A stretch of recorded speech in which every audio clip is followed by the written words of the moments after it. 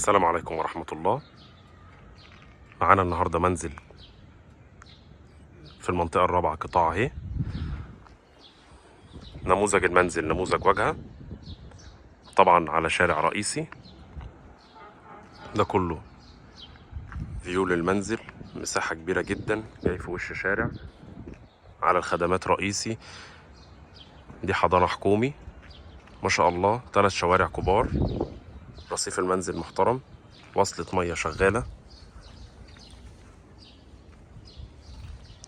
دي كده الجنينة الأمامية،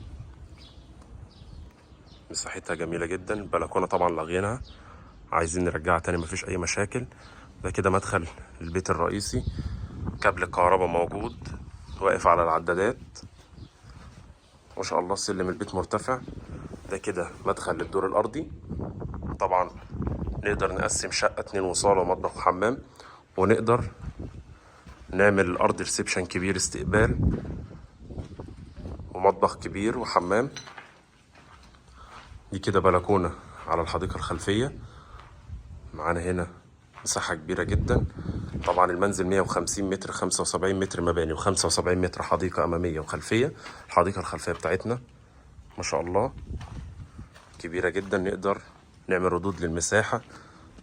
طبعا تصالح فاتح معانا من يوم 5/5/2024، متاح معانا إن شاء الله فتح ملف التصالح والانتهاء منه بالكامل، ختم الزيادات على الرخصة.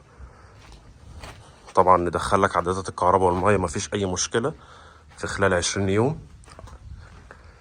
المنزل نموذج واجهة، مبني دور وعمدان التاني، واقف على السقف ما شاء الله. خرسانات البيت واضحة معانا جدا،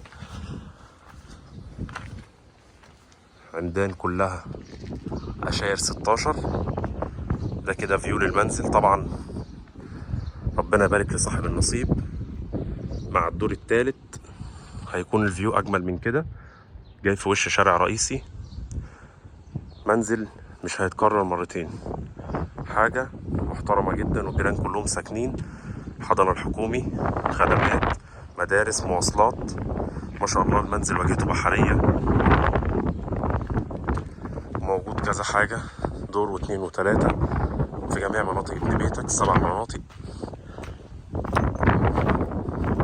نقدر طبعا نعلي الأسوار زي كده بسلك، نعليها مباني، مفيش أي مشاكل.